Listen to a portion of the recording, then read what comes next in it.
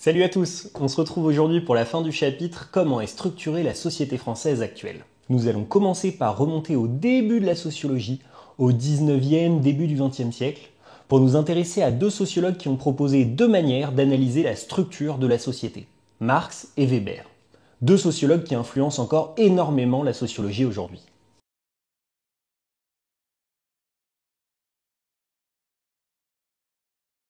Karl Marx développe sa théorie des classes sociales au 19e siècle. Pour te donner un peu de contexte historique, l'ambiance à l'époque est pas top. De très nombreux travailleurs ont quitté les campagnes pour travailler dans les grandes usines des villes, et les salaires des travailleurs sont très bas et ils vivent dans des conditions misérables. Ils travaillent 12 heures par jour, les accidents du travail mortels sont très courants, les logements des travailleurs sont très petits et vétustes, les conditions d'hygiène sont catastrophiques, ils picolent tous, etc. Et à côté de cette misère, il y a quelques patrons d'entreprises qui mènent une vie luxueuse et ne cessent de s'enrichir. La théorie de Marx est que la société est organisée en groupes sociaux qu'il appelle les classes sociales. Pour lui, un groupe d'individus forme une classe sociale si l'ensemble de ces individus ont le même rôle dans le processus de production des biens et services. Et il n'y a pas 36 rôles. Soit un individu possède une entreprise et c'est un bourgeois, soit un individu travaille dans une entreprise pour le compte d'un bourgeois contre un salaire. Dans ce cas, c'est un prolétaire. Soit il est dans une situation intermédiaire, mais dans ce cas, il n'intéresse pas beaucoup Marx pour plusieurs raisons qu'on ne développera pas ici. Mais pour Marx, c'est pas suffisant. Pour former une véritable classe sociale, le groupe d'individus doit aussi avoir une conscience de classe, c'est-à-dire avoir le sentiment d'appartenir à un même groupe. Ce sentiment naît lorsque les individus réalisent qu'ils ont des intérêts communs. Et donc pour Marx, il n'y a que deux véritables classes sociales dans la société au XIXe siècle, il n'y a que deux groupes qui remplissent les deux critères qu'on a cités.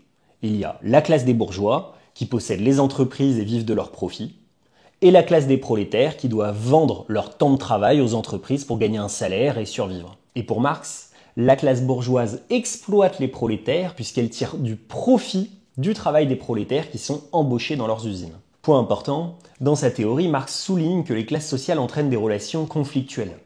Les prolétaires et les bourgeois sont en conflit car ils ont des intérêts opposés. Les prolétaires luttent pour que leur salaire augmente, tandis que les bourgeois tentent de maintenir les salaires le plus bas possible, car les salaires réduisent les profits des bourgeois. Ceci entraîne ce que Marx appelle la lutte des classes. Cette lutte des classes se matérialise de manière régulière au travers du pays, lorsque les prolétaires organisent des grèves ou le blocage des usines, tandis que les bourgeois s'organisent entre eux pour en empêcher les prolétaires. En résumé, pour Marx, l'organisation de la société peut être représentée en deux groupes sociaux, opposés l'un à l'autre.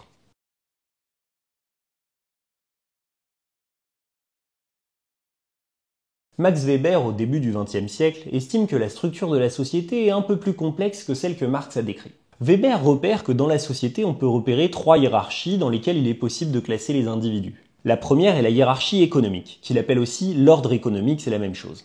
La hiérarchie économique est divisée en groupes sociaux, qu'il appelle des classes sociales, comme Marx, mais sa définition est un peu différente. Pour Weber, une classe sociale rassemble des individus qui ont un même niveau de richesse, c'est-à-dire un même niveau de revenus et de patrimoine. Tout simplement. Pour Weber, il y aurait quatre classes sociales. La classe des possédants en haut de la hiérarchie, car c'est la plus riche. Celle des ouvriers, tout en bas de la hiérarchie, puisque c'est la plus pauvre. Et puis entre les deux, la petite bourgeoisie et les intellectuels qui forment une sorte de classe moyenne ayant une position intermédiaire. La deuxième hiérarchie dans laquelle il est possible de classer les individus dans la société est la hiérarchie du prestige social, que Weber appelle aussi l'ordre social. L'ordre social est divisé en groupes sociaux, que Weber appelle des groupes de statut. Un groupe de statut rassemble des individus qui bénéficient d'un même prestige social, du même honneur social. Bref, des individus qui sont considérés par la population comme ayant le même niveau de style en gros. Le prestige d'un individu dépend de tout un tas de facteurs, comme par exemple du prestige de ses ancêtres, du prestige de sa profession, du prestige de son diplôme, ou encore du prestige de son mode de vie. Par exemple, dans la société française actuelle, il est prestigieux d'exercer le métier de médecin ou d'être footballeur professionnel. Il est prestigieux d'être diplômé de l'école d'ingénieur polytechnique ou d'une autre grande école. Il est prestigieux de partir souvent en vacances à l'étranger, etc. Et dans la hiérarchie du prestige, Weber distingue de très nombreux groupes, mais ne t'embête pas avec leurs noms. Et enfin, il y a une troisième hiérarchie qui permet de classer les individus dans la société. C'est la hiérarchie politique, ou l'ordre politique. Les individus sont classés en fonction du pouvoir et de l'influence qu'ils ont dans les partis politiques. Là encore, je t'embête pas avec le nom des différents groupes, c'est pas important pour le bac.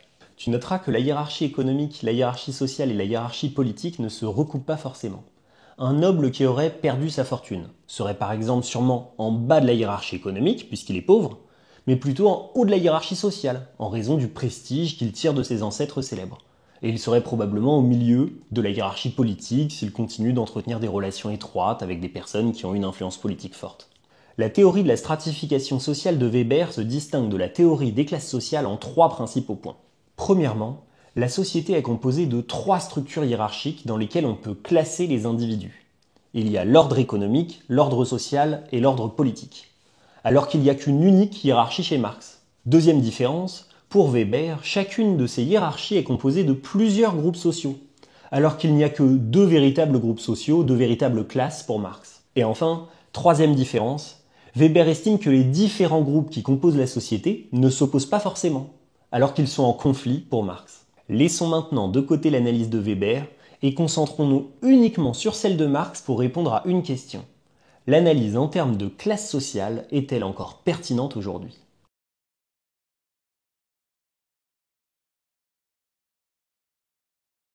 La théorie des classes sociales de Marx semblait bien correspondre à la réalité de la société française au XIXe siècle. Mais après les années 1960, c'est beaucoup moins clair.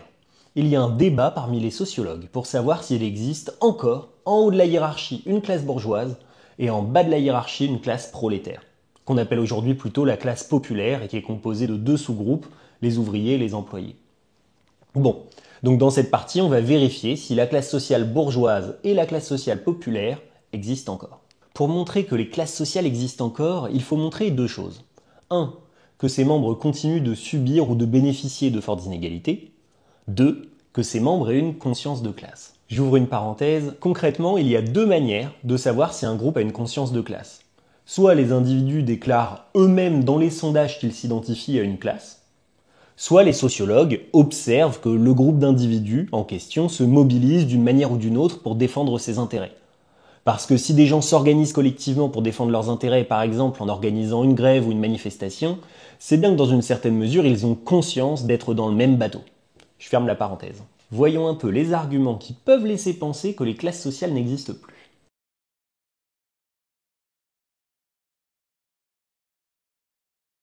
Premièrement, les distances intra-classes sont aujourd'hui élevées, ce qui signifie tout simplement qu'il y a de fortes inégalités et de fortes différences de mode de vie entre les membres d'une même classe sociale. Autrement dit, que les classes sociales ne forment pas des groupes homogènes. Ce constat est en particulier vrai pour les classes populaires. Pourquoi ? Tout simplement parce que la montée du chômage de masse et de la précarisation des emplois a entraîné un éclatement du groupe des ouvriers et du groupe des employés. Au sein de ces groupes, les écarts de revenus et de mode de vie sont devenus très importants, avec d'un côté ceux qui ont un emploi stable et relativement bien rémunéré, et de l'autre, ceux qui ont un emploi instable et mal rémunéré, voire qui sont au chômage. Par conséquent, il y a désormais une scission au sein du groupe de ce qu'on appelle la classe populaire, et qui fait qu'elle ne forme plus véritablement une classe sociale. Deuxième argument qui laisse penser que les classes sociales n'existent plus, les travailleurs ne s'identifient plus à une classe sociale. Cela se manifeste dans les résultats des sondages menés par les instituts de sondage.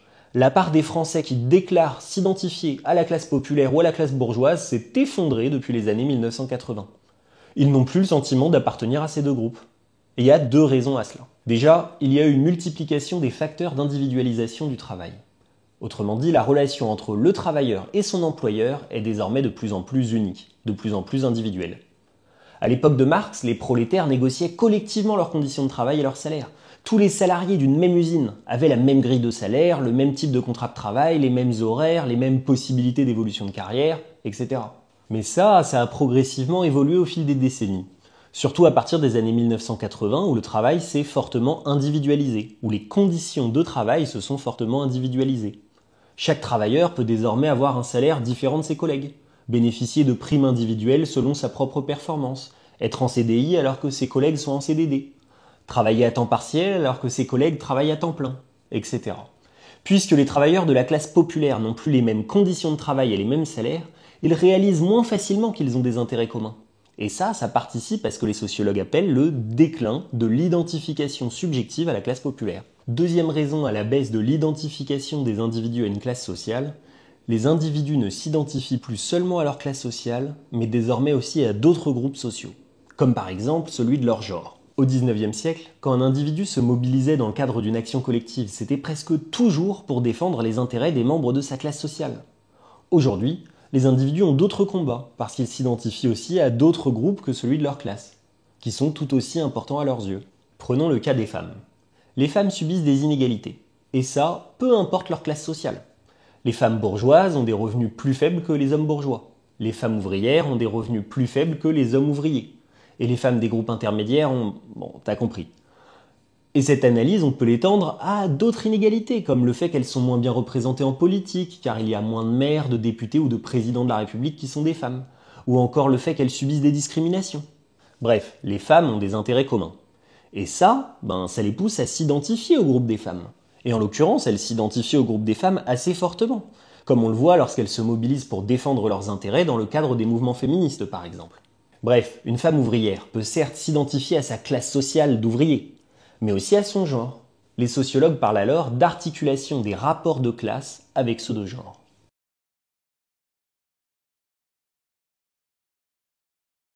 Mais certains sociologues estiment que les classes sociales n'ont pas complètement disparu. Leur principal argument est que les distances interclasses demeurent fortes. Dit autrement, les inégalités de revenus entre les travailleurs des classes populaires et des bourgeois sont encore très fortes. Certes, les inégalités de revenus avaient beaucoup diminué après la Seconde Guerre mondiale, mais à partir des années 1990, elles ont beaucoup réaugmenté. D'un côté, le revenu et le patrimoine des membres de la bourgeoisie a fortement augmenté depuis 1980. Tandis que de l'autre, les classes populaires, depuis les années 80, souffrent fortement du chômage de masse et de la précarisation sur le marché du travail, ce qui pèse sur leurs revenus. Les inégalités de revenus sont donc de nouveau très fortes aujourd'hui, et dans un tel contexte, difficile d'affirmer que les classes sociales n'existent plus. Deuxième argument, l'identification subjective des membres de la bourgeoisie existe encore. Si une véritable classe sociale existe encore, c'est la classe bourgeoise.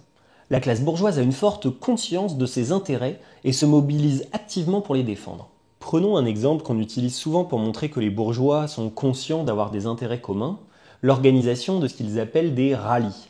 Les membres de la bourgeoisie organisent des grandes fêtes dansantes pour leurs enfants où ne sont invités que les enfants bourgeois de la région. Les parents contrôlent qui a le droit de venir et les enfants non bourgeois sont interdits. Les enfants y dansent le rock et apprennent à s'apprécier et éventuellement même à entretenir des relations plus ou moins intimes. Ces rallyes témoignent de la volonté des bourgeois de rester entre eux à plusieurs niveaux. Déjà, les rallyes assurent qu'un maximum d'enfants bourgeois se mettent en couple puis se marient avec d'autres enfants bourgeois. Les classes populaires sont délibérément exclues des rallyes. Les rallyes permettent de transmettre aux enfants des normes sociales propres à la bourgeoisie, comme le fait de danser le rock par exemple. Bref, les bourgeois ont bien conscience d'appartenir à une classe sociale à part et cherchent à la maintenir. Tu peux par ailleurs noter que même si c'est moins évident, des mobilisations sociales telles que celle des Gilets jaunes en 2018 peuvent être vues par les sociologues comme une preuve que la classe populaire, elle aussi, conserve une forme d'identification à sa classe, ce qui lui permet de se mobiliser pour défendre ses intérêts. Allez, c'est tout pour aujourd'hui, n'hésite pas à aller voir la fiche de révision que je t'ai mis en description. Merci d'avoir suivi et à bientôt!